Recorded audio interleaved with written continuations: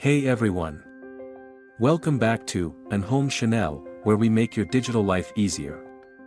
Today, we're diving into a hot topic: how to turn off those pesky red receipts on Instagram. You know, the ones that tell people you've seen their messages. Yeah, we're getting rid of those today. So, let's jump right in. Step 1. First things first, open your Instagram app and head to your profile. Step 2.